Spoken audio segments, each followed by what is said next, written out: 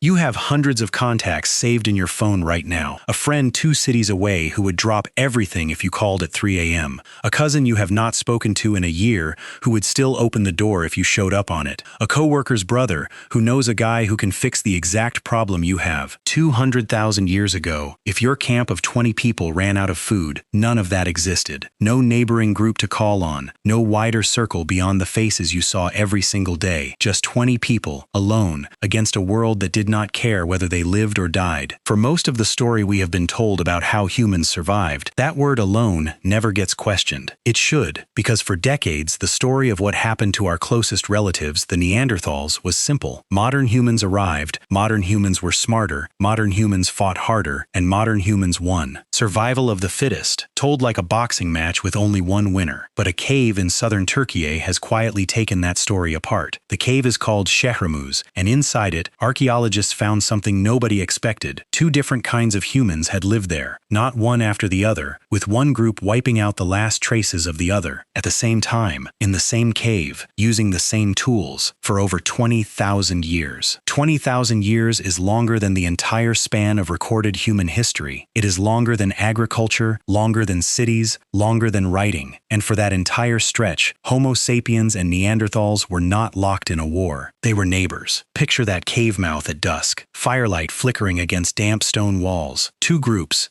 different in bone structure, different in brow and jaw, sharing the same smoke, not fighting over the same fire, sharing it. The evidence is not a guess or a theory built on silence. It is written into the stones themselves. Researchers examined the stone tools left behind at Şehremuz, layer after layer, going back tens of thousands of years. The technique used to strike flakes off a stone core, the shape of the tools that resulted, the way the edges were sharpened, all of it was identical between the 2 groups. Not similar, identical. If you handed an archaeologist a random tool from that cave with no label attached, they could not reliably tell you whether a Neanderthal or a Homo sapiens hand had made it. That is not a small detail. Tool making is one of the deepest expressions of culture a species has. It is passed down, watched, copied, corrected, generation after generation. For 2 different species to end up making tools that are functionally indistinguishable, something had to be shared between them, not just space, knowledge, technique, maybe even teaching, and it does not stop at tools. The researchers also found something stranger, something almost personal. Marine shells. Shells from the coast, carried inland to a cave far from any beach. Both groups collected them, and here is the detail that stops most people in their tracks. They were not grabbing shells at random. Both Neanderthals and Homo sapiens were selecting the same specific types of shells, over and over again, out of all the shells available to them. Shells with a particular shape, shells with a particular shine, shells that, to modernize, look almost decorative, symbolic. This is not about survival. You cannot eat the aesthetic appeal of a shell. This is about meaning, about beauty,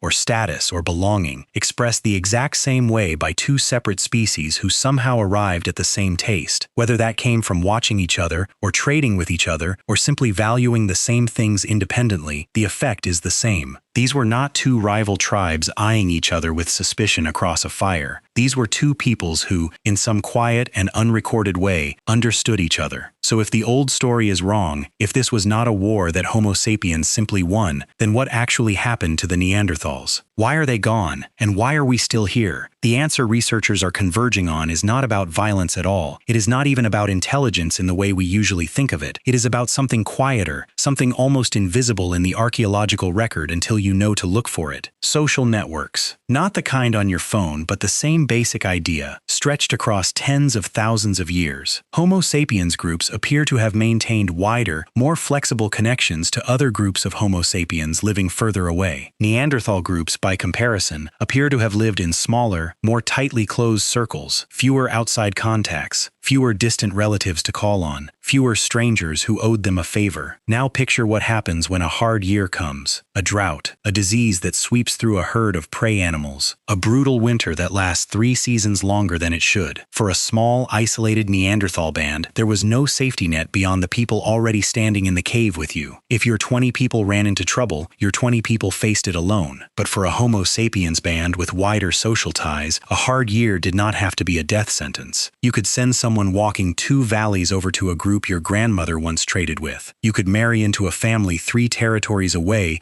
and gain an entire second set of hunting grounds through that connection. You could hear, through a chain of contacts, that the valley to the north still had deer when your own valley had none. Information moved, people moved, genes moved. And when a local disaster hit one group, the wider network absorbed the shock instead of one small band collapsing under it completely. This is not a small evolutionary advantage. Over centuries, across dozens of hard winters and bad hunting seasons, a species that could lean on a wider web of connections would simply outlast, generation after generation, a species that could not. Not through combat, through resilience. Think about how strange this actually is, once you sit with it properly. We have spent decades imagining Neanderthals as the ones who were not strong enough, not clever enough, not adaptable enough, but the tools found at Şehremuz tell us they were just as capable with stone as we were. The shells tell us they had the same eye for beauty, the same reach toward meaning. There is no evidence in that cave of a species that lost a contest of raw skill. What there is evidence of, instead, is a species that may have simply had fewer people to call when things fell apart. That is a very different kind of story. It is not a story about triumph. It is a story about connection, and about what happens when connection runs out, and it forces an uncomfortable question back onto us, sitting here in the present. We tend to treat community as something soft, something nice to have, something for weekends and holidays, not something that determines whether we live or die. But for almost the entire span of human existence, community was survival infrastructure in the most literal sense. A wider circle of people you could call on was the difference between a bad season and an extinction event. That instinct did not disappear just because we built houses with locks on the doors. It is still there, underneath everything, in the way isolation quietly wears people down even when every physical need is met, in the way a single phone call to the right person can undo a problem that felt unsolvable alone at 3 a.m., in the way communities that check on each other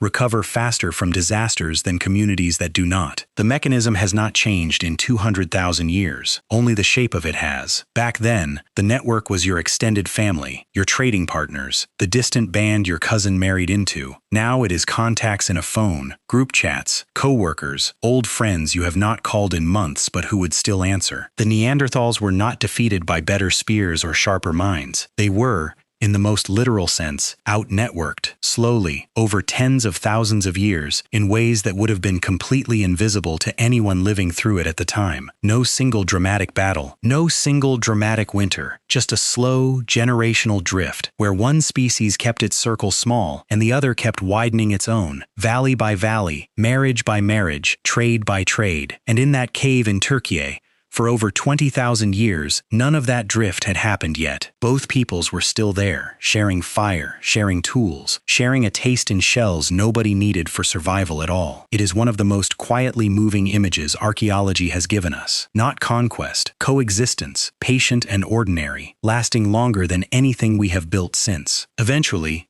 the Neanderthal side of that shared world went quiet, not overnight, and not because anyone drove them out of that cave. The wider pattern, playing out across an entire continent over thousands of years, simply left smaller, more isolated groups more vulnerable to every hard season that came. One by one, in valleys across Europe and Western Asia, isolated bands ran out of neighbors to lean on. Homo sapiens, spread across a wider and wider web of contact, absorbed the same hard seasons and kept going. It is worth sitting with what that actually means. The species that survived was not the one that fought hardest. It was the one that stayed connected. That single fact quietly rewrites a story most of us grew up believing. We are not here because our ancestors were more violent, or more ruthless, or better at winning fights in the dark. We are here, in large part, because somewhere back in that deep and mostly unrecorded past, our ancestors kept reaching outward, toward other bands, toward other valleys, toward people who were not blood relatives but who mattered anyway. The shells in that cave were never about wealth. They were a quiet signal of belonging, carried for miles, traded for reasons that had nothing to do with hunger. The tools were never just tools. They were knowledge, passed hand to hand between two different kinds of human beings who somehow found a way to understand one another. And the 20,000 years those two peoples spent side by side, sharing smoke and stone and shells, were not a footnote before one side finally lost. They were the point. The real advantage was never a sharper spear. It was a wider circle. It still is.